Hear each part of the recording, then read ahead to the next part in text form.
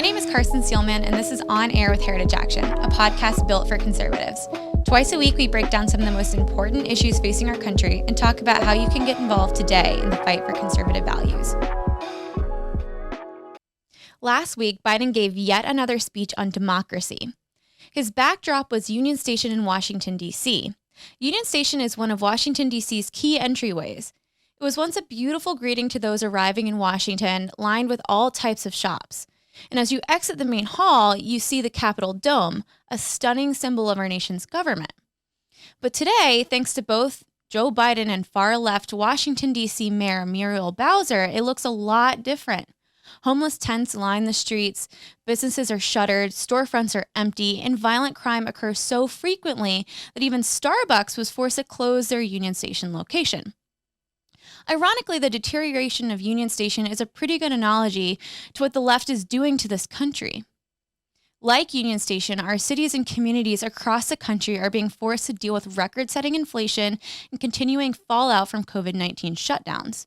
Our families face historic violent crime spikes in their neighborhoods, and businesses suffer due to rampant soft crime. Nearly every day, there seems to be a news story about carjackings, assaults, burglaries, and shootings. The setting for Biden's speech was tone deaf, but the content of his speech was so much worse.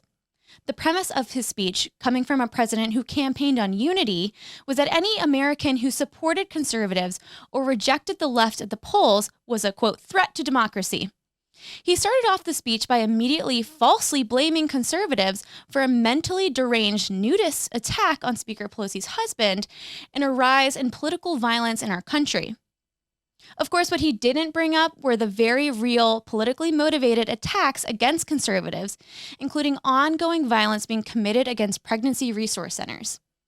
He did not take any responsibility for his own rhetoric demonizing conservatives or the rhetoric of his liberal colleagues like Chuck Schumer threatening conservative Supreme Court justices or Maxine Waters calling to harass Trump administration officials.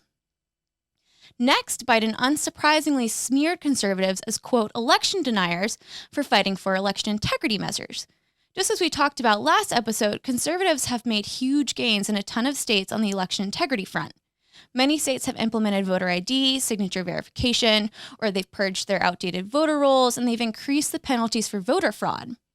These are common sense solutions to protect your vote and your voice, yet the left wants to label it as anti-democracy or voter suppression. The right to vote in a free and fair election is one of our most important rights as Americans. In fact, most of our other rights actually rely on the integrity of our elections. This should not be controversial, yet the left wants to make it that way. Finally, dismissing issues that the American people actually care about, like inflation, crime, border security, and education, Biden claimed that what was really at stake in this election was, quote, democracy. He called some conservative candidates on the ballot in this week's elections are, quote, anti-American. He claimed that our country is in a struggle between democracy and autocracy, that the future of our republic is at stake due to the, quote, mega MAGA Republicans. Biden and the left's desperation to hold on to control after this week's midterm elections have now turned into harassment and bullying. According to Biden, if you don't support his radical left-wing agenda, you don't support democracy. And to even rephrase that, if you turn out to vote and do your civic duty at the ballot box, but don't choose to support liberal candidates, he says you still don't support democracy. While Biden uses this speech to condemn harassment and intimidation ahead of the election, the speech itself was actually full of name-calling, divisive rhetoric, and backhanded threats. The American people are going to use their voices and their votes this week, and they are going to vote on the issues that matter to them, like inflation, crime, border security, education, and the other issues they talk about around the kitchen table. And we talked about what was in Biden's speech, but what was not in it was just as important. Not once did Biden bring up these kitchen table issues that the American people care about. He didn't address the state of the economy. He didn't address inflation. He didn't talk about crime. He failed to bring up the border, which continues to be in crisis every single day because of his administration's policies. He didn't touch the radical CRT and transgender ideology flooding our children's schools and locker rooms. He didn't talk about countering the threat of communist China.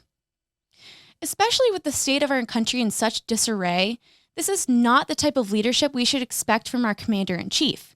We should have been able to expect our president to stand up, be a leader, and take responsibility for this administration's policy failures. Yet the left continues to pass the buck and gaslight and divide the American people. With the backdrop of Union Station highlighting the left's failures, the president's closing argument ahead of Tuesday was to viciously attack tens of millions of Americans who dare to disagree with him. The only thing that Biden's speech actually accomplished was solidifying his role as our divider-in-chief. In the midterm elections, we will likely see whole new groups of voters abandon the left. But what really happened is that the left abandoned them. It's time to usher in a new era of conservative leadership in Washington and at the state and local levels. With this new vision, our leaders can tackle issues and help empower parents to make education choices. We can secure our southern border and reduce crime. To my point earlier, we can do everything possible to ensure free and fair elections. Conservatives can help stand up to the Biden administration and reverse the growth of regulations, spending, and inflation. We can counter the threat of communist China, hold big tech accountable, and we can build on the pro-life movement's success in protecting unborn life and the family unit.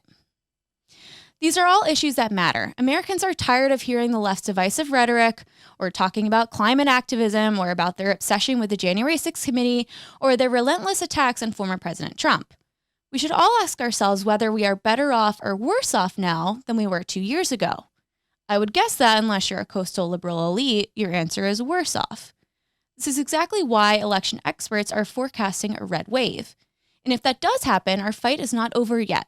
We need to demand that the next set of conservative leadership do everything in their power to deliver on their promises and fight back against our divider-in-chief.